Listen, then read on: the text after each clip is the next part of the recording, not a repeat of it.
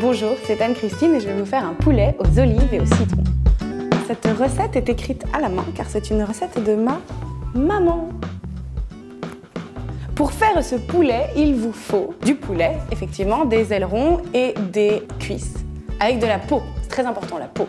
Des olives, de préférence des olives violettes, avec les noyaux, c'est meilleur. Une botte de coriandre et une botte de persil plat. Il vous faut de l'huile d'olive, un peu de sel, du vinaigre balsamique, du sucre, des citrons évidemment, et il vous faut des petites pommes de terre, des rattes qu'on fera cuire à côté pour accompagner le poulet. Pour commencer, nous allons faire cuire le poulet dans une poêle avec de l'huile d'olive pour le faire un petit peu doré.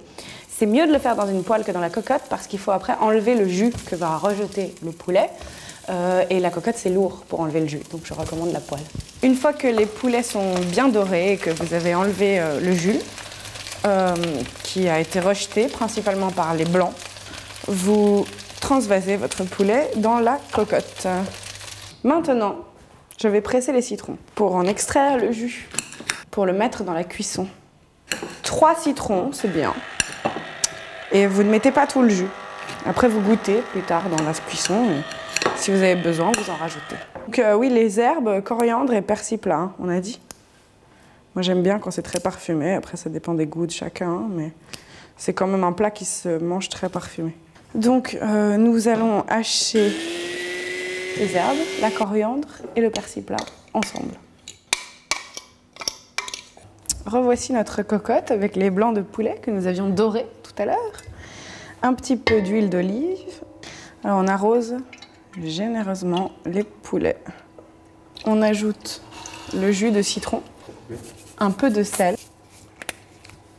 Donc maintenant, les olives. Alors, il y a les olives violettes que je vous ai montrées tout à l'heure et j'ai dû ajouter des olives vertes comme celle-ci parce que j'avais pas assez d'olives violettes. Mais en général, je préconise de garder uniquement des olives violettes.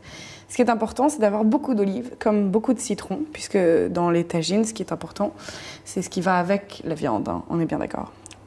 Et maintenant, les herbes. Le clou du spectacle, qui nous a pris beaucoup de temps, beaucoup d'herbes, c'est normal. C'est ce qui va donner le goût. On peut rajouter éventuellement encore un peu d'huile d'olive par-dessus les herbes, qui va permettre au poulet de bien mariner. Alors on est donc à feu doux, là, je suis à 6.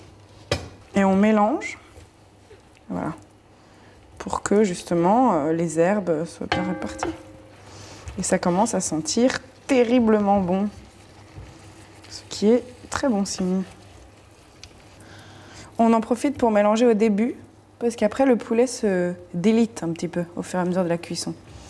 Donc on essaye d'être sûr qu'on a bien mélangé les herbes et les olives au départ. Là j'ajoute encore un petit peu de jus de citron. Et là on met, donc je vais baisser le feu, on était à 6, je vais mettre à 4 parce qu'il faut le laisser cuire très très longtemps. Donc je baisse à 4 et on va le couvrir. Pendant ce temps-là, on va faire confire les citrons que nous avions préparés et on les ajoutera à la cuisson. Alors on les coupe en rondelles assez fines, mais pas trop parce qu'il faut quand même qu'il y ait de la chair. Et ça, ce sont des zestes.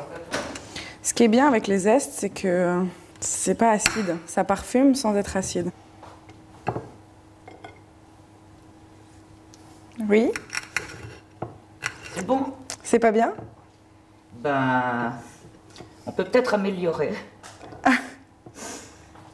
Donc ça, c'est ma maman qui m'a donc donné la recette et qui va me conseiller sur le confisage des citrons. Donc là, on termine de découper les zestes que je découpe en petits morceaux par souci des dents de mes convives.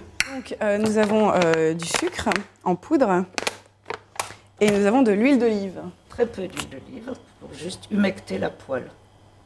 Nous jetons les citrons et les zestes. On ajoute le sucre. On tourne pour faire du caramel. Et je baisse à 9. Et on baisse le feu. Très important de baisser le feu. Sinon, c'est bouillante. C'est bien d'être à 2 pour ça, parce qu'il y en a une qui touille et l'autre qui verse. C'est de la peinture. C'est tout un poème de confire des citrons. Ah, ils sont beaux. Oh là là, ils prennent une petite couleur brune là, qui augure bien du résultat. C'est parfait. Parfait. Je sors les citrons que je mets là-dedans, bien caramélisé, et je déglace au vinaigre.